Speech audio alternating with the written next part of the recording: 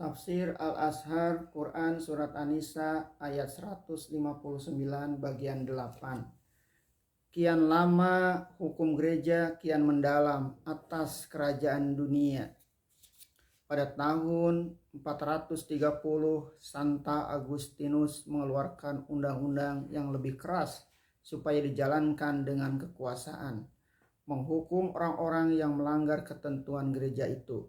Sekecil-kecil hukuman ialah didenda atau disita habis segala harta bendanya, atau dibuang atau dirajam sampai mati.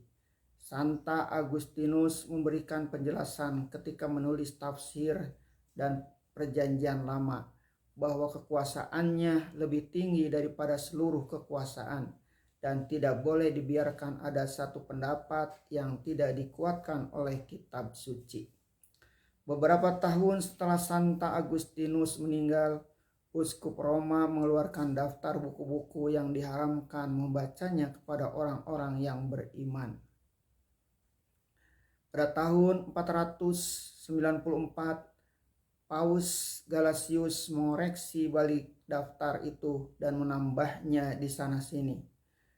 Panjanglah kalau semua catatan kita kemukakan. Betapa hebatnya kekuasaan gereja ketika itu. Bukan saja menyiksa pendapat yang lain, bahkan juga menyiksa, mengejar, bahkan membakar orang-orang yang mengeluarkan pendapat ilmu pengetahuan atau filsafat yang berbeda dengan pendapat gereja. Dan ini telah berlaku beratus tahun lamanya, sampai timbul revolusi pikiran dari Martin Luther karena bantahannya atas penjualan surat ampun. Martin Luther yang hidup 1483 sampai 1546 telah memprotes kekuasaan mutlak gereja Katolik itu. 32 Oktober 1517. Apakah yang kejadian? Ialah peperangan agama yang ngeri yang menumpahkan darah beribu-ribu manusia, berperang berpuluh tahun lamanya, dan pembunuhan ngeri sebagai malam Bartholomeus atau lain-lain yang berpokok pangkal dari mempertahankan kekuasaan atas kemerdekaan pikiran manusia juga, lain tidak. Tetapi setelah kaum Protestan mendapat kekuasaan pula, kefanatikan Katolik terus digantikan dengan fanatik lebih seram dan kejam oleh pemuka-pemuka Protestan sendiri. Pada tahun 1553, Servetus, orang Spanyol, telah dihukum mati atas anjuran Calvin, orang kedua setelah Luther, karena dia mengeluarkan pendapat membantah Trinitas, Tuhan Bapa, Tuhan Anak, dan Ruhul Kudus. Dahulu kekuasaan Paus dengan gereja Katolik yang ketat. Kemudian datang golongan Protestan yang mengatakan bahwa seluruh kekuasaan hanya pada kitab Injil, yaitu kitab Injil yang sepanjang mereka pahamkan sendiri.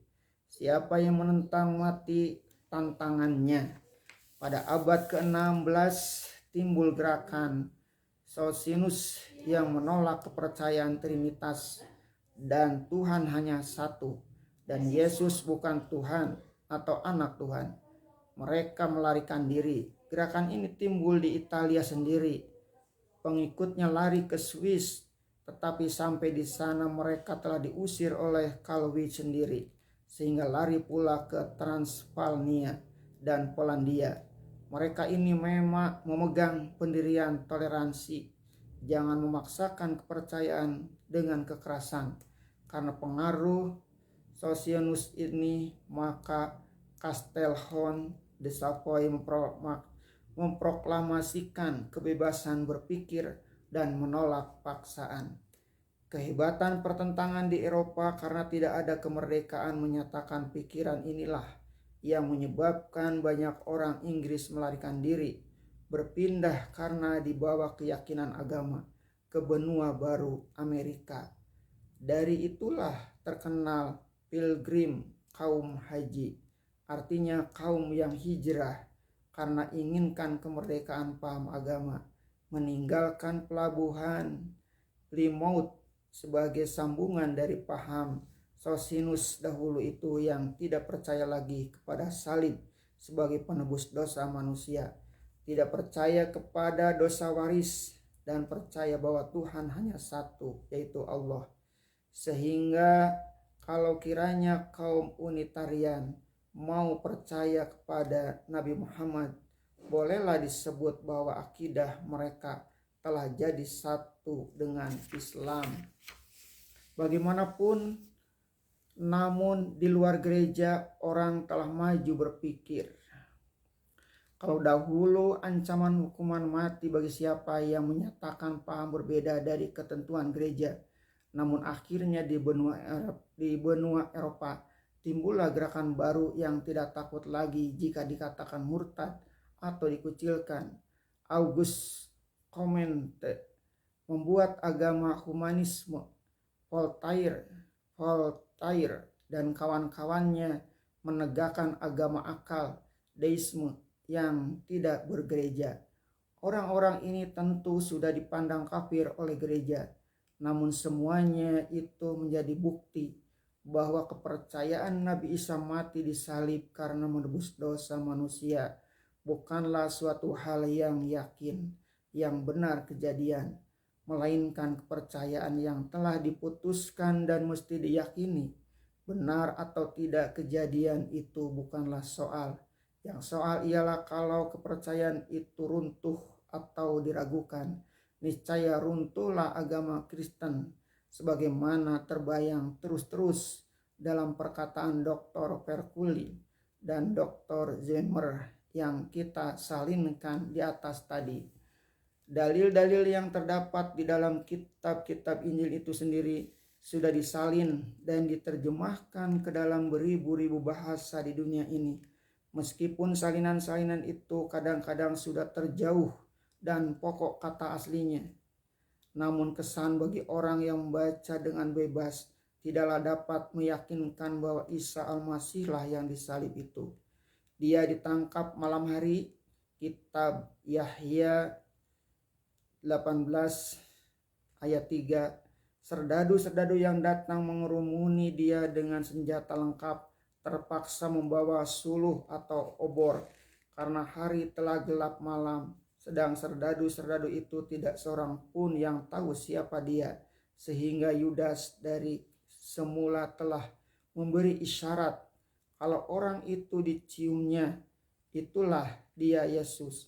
Susunan kata ini saja sudah memberikan kesan bahwa yang ditangkap itu belum tentu Yesus.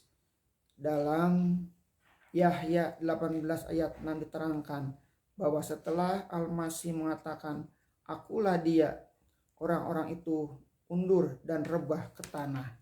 Dengan kenyataan bahwa orang-orang yang rebah di tanah setelah mendengar suaranya sendiri bahwa memang dialah Yesus yang dicari itu, sedang dari gelap pula, sehingga mau tidak mau dapatlah dipikirkan bahwa di waktu itu keadaan jadi ribut. Di bawah remang-remang cahaya, tanglung, dan obor, orang-orang yang disuruh datang untuk menangkapnya mundur ke belakang dan rebah ke tanah demi mendengar suaranya. Bagi kita orang Islam dapatlah diterima sebagai suatu mukjizat, suatu kebesaran Islam, sebagaimana pernah kejadian pada Nabi kita Muhammad SAW di waktu pedangnya dicuri ketika beliau sedang tertidur. Seorang musuh mengambil pedang itu hendak memancung beliau. Lalu orang itu bertanya, "Kalau aku bunuh engkau, siapa yang akan melindungi engkau?" Rasulullah SAW menjawab, "Allah." Mendengar jawaban Nabi yang demikian, orang itu pun undur dan jatuh rebah ke tanah, dan pedang yang sedang tergenggam di tangannya itu pun terjatuh. Pada saat yang singkat itulah boleh jadi Nabi Isa telah diangkat Allah dari tempat itu, dan yang tinggal berdiri ialah Yudas. Menurut keterangan Saleh penyalin Al-Quran ke bahasa Inggris, wajah Yudas itu agak mirip dengan wajah Nabi Isa alaihissalam. Wajah Yudas itu hampir serupa dengan wajah Al-Masih. Di dalam Matius ayat 26, pasal 26 ayat 56,